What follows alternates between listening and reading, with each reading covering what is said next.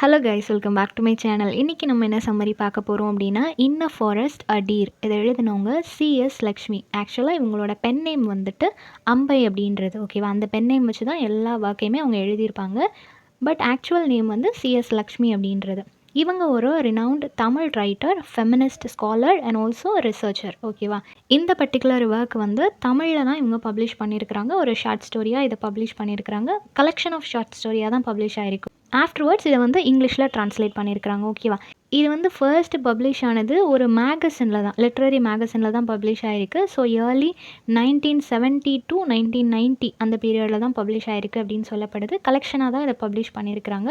Tamil feminist literature.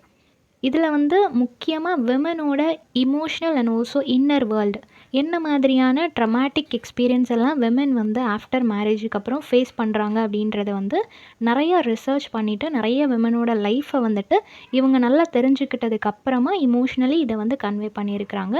இதோட style அப்படின்னு பார்க்கும்போது நல்ல ஒரு ஃப்ராக்மெண்டட் அண்ட் ஆல்சோ லிரிக்கல் ஸ்டைலில் தான் இதை ப்ரெசென்ட் பண்ணியிருக்கிறாங்க. ஓகேவா, ஸோ இதில் மித்தாலஜிக்கல் ஃபீமேல் ஃபிகர்ஸையுமே இன்க்ளூட் பண்ணியிருக்கிறாங்க. காரைக்கால் அம்மையாராக இருக்கட்டும், இல்லை காளி அப்படின்ற அந்த காடஸஸாக இருக்கட்டும். ஸோ இவங்களோட லைஃப்ஸையுமே இதில் வந்து இன்க்ளூட் பண்ணி தான் எழுதியிருக்கிறாங்க. ஓகேவா, தென் ஒரு டீரோட கதையை ஒன்று சொல்கிறாங்க. ஒரு ஃபாரஸ்ட்டில் ஒரு டீரோட கதையை சொல்கிறாங்க. ரொம்பவே சிம்பிளான ஒரு ஸ்டோரி தான். ஆனால் அந்த ஒரு ஸ்டோரி வந்து ஒரு விமனை சிம்பலைஸ் பண்ணுற மாதிரி இருக்கும். ஓகேவா, ஒரு விமன் எப்படி கஷ்டப்படுறா அப்படின்றத அந்த டீரோட கம்பேர் பண்ணி சொல்கிற மாதிரி இருக்கும். கேரக்டர்ஸ் பார்த்துடலாம். ஃபர்ஸ்ட் வந்து நரேட்டர் வந்துட்டு ஒரு யங் கேர்ள். ஓகேவா, ஒரு பெரிய ஒரு ஃபேமிலியில் இருக்கக்கூடிய ஒரு பொண்ணு தான். அவங்களோட அத்தையோட லைஃப் ஸ்டைலை சொல்கிற மாதிரி இருக்கும். அந்த அத்தை பேர் தங்கம் அப்படின்றவங்க தான் இந்த ஸ்டோரியில் வந்து ப்ரொட்டகானிஸ்ட் மாதிரி. அவங்கள சுற்றி தான் கதை இருக்கும். ஓகேவா, ஒரு ரெஸ்பெக்டட் எல்டர்லி விமன் அவங்க. தென் அவங்களோட ஹஸ்பண்ட் பேர் ஏகாம்பரம். தென் அவருக்கு வந்து செகண்ட் மேரேஜ் பண்ணி வைக்கிறாங்க. அந்த லேடி பேர் செங்கமலம். ஓகேவா, தென் வள்ளி அப்படின்ற அந்த ஃபேமிலி மெம்பர் ஒருத்தங்க இருக்கிறாங்க. இவங்க வந்து நேரேட்டருக்கு ரொம்ப க்ளோஸ் ஃப்ரெண்ட். தென் சோமு அப்படின்ற ஒரு பையன் இருக்கிறாங்க, அவங்களும் க்ளோஸ் ஃப்ரெண்ட். தென் காமாட்சி, இவங்க எல்லாமே அந்த ஃபேமிலியில் இருக்கக்கூடிய குழந்தைங்க. ஓகேவா, ஸோ முக்கியமான கேரக்டர் வந்து இந்த தங்கமத்தை அப்படின்றவங்க தான். ஓகே, சம்மரி பார்த்துடலாம். இது வந்து ஒரு கலெக்ஷன் ஆஃப் ஷார்ட் ஸ்டோரின்னு சொன்னேன் இல்லையா. ஸோ இதில் வந்து டோட்டலாக 10 ஸ்டோரிஸ் இருக்குது. எல்லாத்துலேயுமே நிறைய விமனோட லைஃப்பை வந்து ஆத்தர் நிறையா ரிசர்ச் பண்ணுறாங்க. ஒவ்வொரு இடத்துக்கும் போகிறாங்க. முக்கியமான தீம் அப்படின்னு பார்க்கும்போது செல்ஃப் ரியலைசேஷனாக தான் இருக்குது. ஓகேவா, ஒரு விமன் வந்து வீட்லேயும் சரி வெளியிலையும் சரி எவ்வளோ நெக்லெக்ஷன்ஸை ரிஜெக்ஷன்ஸை அவங்க ஃபேஸ் பண்ணுறாங்க, அதுலேருந்து எப்படி வெளியே வராங்க, அட்லாஸ்ட் அவங்களுக்குள்ளே தான் அந்த ஒரு ஃப்ரீடம், அந்த பீஸ் எல்லாம் இருக்குன்றதை ஃபைன் பண்ணுற மாதிரி தான் எல்லா ஸ்டோரிஸ்லையுமே எழுதியிருப்பாங்க. ஸோ எல்லா ஸ்டோரிஸுமே விமன் சென்ட்ரிக் ஸ்டோரிஸாக தான் இருக்கும். ஓகேவா, ஸோ இந்த பர்டிகுலர் ஸ்டோரியிலையும் தங்கமத்தை அப்படின்ற ஒரு கேரக்டர் ஒரு ரூரல் ஏரியாவில் அவங்களோட வீட்டு வேலைகளை பார்த்துட்டு குடும்பத்தை நல்லா கவனிச்சிக்கிற ஒரு பொண்ணாக இருக்கிறாங்க. நேரேட்டர் யார் அப்படின்னா அவங்க ஃபேமிலியிலேயே ரிலேட்டிவ்ஸோட ஒரு குழந்தை. ஓகேவா, அவங்க அந்த தங்கமத்தையோட ஸ்பெண்ட் பண்ண டேஸை வந்து நினச்சி பார்க்குறது தான் இந்த ஸ்டோரி. இந்த தங்கமத்தை அப்படின்றவங்களுக்கு வந்து ஒரு ப்ராப்ளம் இருக்கும். எவ்ரி மந்த்ஸ் கேர்ள்ஸுக்கு இருக்கக்கூடிய அந்த ஒரு பீரியட் சைக்கிள் வந்து இவங்களுக்கு இருக்காது. ஸோ அவங்களுக்கு பீரியட்ஸ் ப்ராப்பராக வராததுனால அவங்களால குழந்தை பெற்றுக்க முடியாது. ஸோ அவங்களோட ஹஸ்பண்ட் வந்து ஏகாம்பரம்.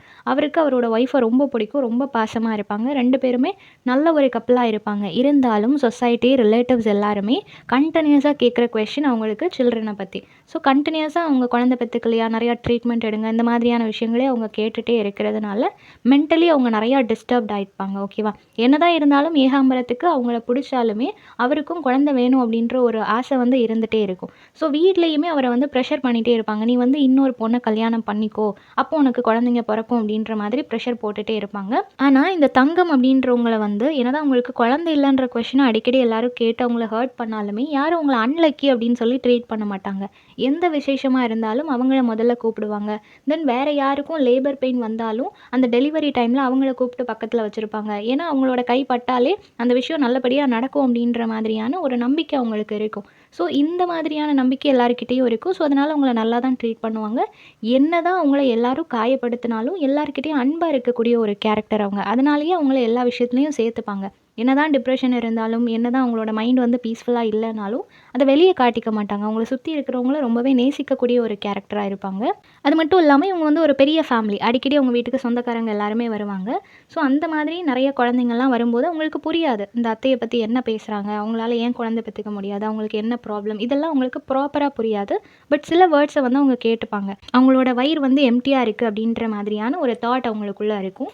ஸோ ஒரு நாள் அவங்க ஊரில் வந்து ஒரு மரத்தை வெட்டும்போது அது உள்ளே வந்து எதுவுமே இருக்காது. ஜஸ்ட் ஒரு பட்டை மாதிரி தான் இருக்கும். அதை வெட்டும்போது அது அப்படியே சரிஞ்சு விழுறத பார்த்து இந்த குழந்தைங்க ஒரு வேளை அத்தைக்கும் வயிறு இந்த மாதிரி தான் இருக்குது போல், அதனால தான் உள்ள பாப்பா இல்லை அப்படின்ற மாதிரி அந்த குழந்தைங்க அவங்களோட வேர்ல்டில் அவங்க ஒரு இமேஜினேஷன் பண்ணுறாங்க. ஸோ இந்த மாதிரி ஊரில் இருக்கிற எல்லாருமே அவங்கள பற்றி பேசுகிற மாதிரியான ஒரு சிச்சுவேஷன் இருக்குது. இருந்தாலும் எல்லாத்தையும் அவங்களுக்குள்ளே வச்சுட்டு அவங்க ரொம்ப ஹாப்பியாக அவங்களோட சரௌண்டிங்கை வச்சுட்ருக்குறாங்க. இப்போது அவங்களோட இன்லாஸ் எல்லாருமே அவங்களுக்கு குழந்தை இல்லை அப்படின்றதுனால வேற ஒரு மேரேஜ் பண்ணிக்கோங்கன்னு சொல்லி அவங்களோட பிரதரை வந்து ரொம்ப ப்ரெஷர் பண்ணிகிட்டே இருக்கிறாங்க. ஒரு கட்டத்தில் அவருமே சரி ஓகே அப்படின்னு சொல்லிட்டு வேற ஒரு பொண்ணை மேரேஜ் பண்ணிக்கலாம் அப்படின்ற முடிவு எடுக்கும்போது இந்த விஷயம் தங்கம்க்கு தெரியும் போது அவங்க வந்து அரளி விதைய அரைச்சி குடிச்சிடுறாங்க. ஏன்னா அவங்களால தாங்கிக்க முடியல. எவ்வளோ தான் எல்லாரும் ஹேட் பண்ணாலும் அவங்களோட ஹஸ்பண்ட் அவங்களுக்காக இருக்கிறாங்க அப்படின்ற ஒரு நம்பிக்கை இருந்துச்சு. அதுவுமே இப்போ இல்லை அப்படின்னு ஆகும்போது அவங்களால தாங்கிக்க முடியல. ஸோ பாய்சன் சாப்பிட்றாங்க. பட் அந்த விஷயம் தெரிஞ்சு ஏகாம்பரமாக இருக்கட்டும் இல்லை மற்றவங்களா இருக்கட்டும் அவங்கள வந்து காப்பாற்றிடுறாங்க. இப்போ அவங்க கண்டிஷன் நல்லா ஆனதுக்கப்புறமா அவங்களே புரிஞ்சுக்கிறாங்க. சரி ஓகே, நெக்ஸ்ட் ஜென்ரேஷன் வேணும்னு சொல்லி நினைக்கிறாங்க. நம்மளால் ஒரு குழந்தை பெற்றுக்க முடியல, அதனால் நம்ம அக்செப்ட் பண்ணுவோம் அப்படின்னு சொல்லிட்டு அவங்களும் அக்செப்ட் பண்ணிக்கிறாங்க. அவங்களோட ஹஸ்பண்டுக்கு வந்து செகண்ட் மேரேஜ் நடக்குது. செங்கமலம் அப்படின்ற ஒரு பொண்ணை வந்து மேரேஜ் பண்ணி வைக்கிறாங்க. அவங்களுக்கு நிறைய குழந்தைங்க பிறக்கிறாங்க. அந்த குழந்தைங்க எல்லாத்தையுமே இவங்க எந்த விதமான ஜெலசி ஃபீல் எதுவுமே இல்லாமல் அவங்களோட குழந்தைங்க மாதிரி இந்த தங்கம் அப்படின்றவங்க ரொம்ப நல்லா பார்த்துக்கிறாங்க. ஏன்னா அவங்களால பெற்றுக்க முடியாது, பட் அவங்களோட ஹஸ்பண்டுக்கு பிறந்த குழந்தைங்க தானே அப்படின்னு சொல்லிட்டு அவங்க ரொம்ப நல்லா பார்த்துக்கிறாங்க. டெய்லி நைட் அவங்களுக்கு ஸ்டோரி சொல்கிறதா இருக்கட்டும், அவங்களோடைய படத்தை தூங்குறதா இருக்கட்டும். ஸோ இந்த மாதிரி அவங்களோட லைஃப் வந்து ரொம்ப என்கேஜாகவும் ஹாப்பியாகவும் போயிட்டுருக்குது. இருந்தாலும் அவங்களுக்குள்ள ஒரு இன்னர் பெயின் வந்து அவங்க ஃபீல் பண்ணிட்டு தான் இருக்கிறாங்க. ஏன்னா இப்போது அது வந்து செப்பரேட்டாக அவங்களோட ஹஸ்பண்ட் ஃபேமிலி அப்படின்ற மாதிரி ஆயிடுச்சு. இவங்க தனியான மாதிரி இருக்கிறாங்க இல்லையா? ஸோ அதனால் அவங்களுக்குள்ள ஒரு ஃபீல் இருந்துகிட்டே இருக்குது. பட் ஸ்டில் அதை வந்து அவங்க வெளியே காமிச்சிக்காம அந்த ஃபேமிலியோட ரொம்ப என்கேஜாக இருக்கிறாங்க. ஒரு நாள் அவங்க வீட்டுக்கு நிறைய ரிலேட்டிவ்ஸ் வராங்க, இன்னும் நிறைய சில்ட்ரன்லாம் வராங்க. அப்போ தான் இந்த நரேட்டரும் அங்கே வராங்க. ஸோ அந்த குழந்தைங்க எல்லாம் சேர்ந்து ஒன்றா அவங்களோட விளையாடுறாங்க. தங்கமத்தை வந்து அன்றைக்கி நைட்டு அவங்களுக்கு ஸ்டோரிஸ் எல்லாம் சொல்கிறாங்க. அப்படி ஸ்டோரி சொல்லும்போது தான் ஒரு டீரை பற்றின ஒரு கதை சொல்கிறாங்க. என்ன சொல்கிறாங்க அப்படின்னா, ஒரு டீர் வந்து ஒரு ஃபாரஸ்ட்டில் ரொம்ப ஹாப்பியாக சந்தோஷமாக சுற்றிட்டு இருக்குது. அதை சுற்றி நிறைய அனிமல்ஸ், பேர்ட்ஸ், ட்ரீஸ், வாட்டர் எதெல்லாம் அதுக்கு வேணுமோ எல்லாமே அதுக்கு கிடைக்கிது. ரொம்ப ஹாப்பியான ஒரு லைஃப்பை லீட் பண்ணிகிட்டு இருக்குது. ஒரு நாள் தண்ணியை தேடி போகும்போது அது வேற ஒரு பக்கமாக பிரிஞ்சு போயிடுச்சு. அந்த பாதையில் வந்துட்டு இவங்களுக்கு ஃபெமிலியரான ஃபுட் பிரிண்ட்ஸ் எதுவுமே இல்லை. அந்த மான் வந்து வழியை தொலைச்சிட்டு அப்படின்றது அதுக்கு தெரிஞ்சு போச்சு. அதுக்கு தெரிஞ்ச யாருமே இல்லை. ஒரு நியூ ஏரியாவில் அதுக்கு யாரையுமே தெரியாமல் ரொம்ப பயத்தோடு அந்த இடத்துல அது வாழ வேண்டிய ஒரு சிச்சுவேஷன் ஆகிடுச்சு. திரும்பியும் அதால் போக முடியல. ஸோ தூரத்தில் அதுக்கு ஏதோ ஒரு வெளிச்சம் தெரியுது. என்ன வெளிச்சம்னு சொல்லி பார்த்தா நிறைய ஹண்டர்ஸ் வந்து தீ மூட்டிகிட்டு இருக்கிறாங்க. ஸோ அந்த வெளிச்சத்தை பார்க்கும்போது இன்னும் பயமாக இருக்குது. ஸோ நம்ம பேசாமல் அமைதியாக இருக்கிறது தான் பெட்டர் அப்படின்னு சொல்லிட்டு முடிவு பண்ணி அப்படியே அமைதியாக அதோட காலத்தை கழிக்கலாம் அப்படின்னு சொல்லிட்டு முடிவு பண்ணுது. அந்த அன்ஃபெமிலியரான ஃபாரஸ்ட்டில் நிறைய பயம் அதுக்கு இருந்தாலும் அதோடு சேர்ந்து அது வாழ பழகிடுச்சு அப்படின்றத சொல்கிறாங்க. ஸோ இந்த ஸ்டோரி சொல்லி முடிச்சதும் அந்த குழந்தைங்கள்லாம் தூங்கிட்டாங்க. அப்போது நரேட்டருக்கு வந்து அவங்க என்ன கதை சொன்னாங்க, சும்மா ஒரு காட்டில் ஒரு மானை பற்றி சொல்கிறாங்க அப்படின்னு சொல்லி அப்போ நினச்சிருப்பாங்க. பட் இப்போ அவங்களுக்கு புரியுது, அது வந்து அவங்களோட ஓன் ஸ்டோரியை தான் சொல்லியிருக்கிறாங்க. ஒரு பொண்ணு அப்படின்றவங்க கல்யாணம் முடிஞ்சு வேறு ஒரு வேர்ல்டுக்குள்ளே என்டர் ஆகுறாங்க. அங்கே நிறைய பெயின் அண்ட் சாரோஸ் அவங்களுக்கு இருந்தாலும் அந்த ட்ராக்கை விட்டு வெளியே போக முடியாமல் ஒரு சைலண்ட் பெயின்ஃபுல் லைஃப்பை தான் அவங்க லீட் பண்ணிகிட்டு இருக்கிறாங்கன்றதான் இன்றைக்கி கன்வே பண்ணியிருக்கிறாங்க அப்படின்றது லேட்டராக தான் அவங்களுக்கு புரிய வருது. தென் இப்போ அந்த தங்கமத்தைக்கு ரொம்ப வயசாகிடுச்சு, அவங்களுக்கு உடம்பு சரியில்லாமல் ஆகுது. ஸோ அவங்க இறந்தும் போகிறாங்க.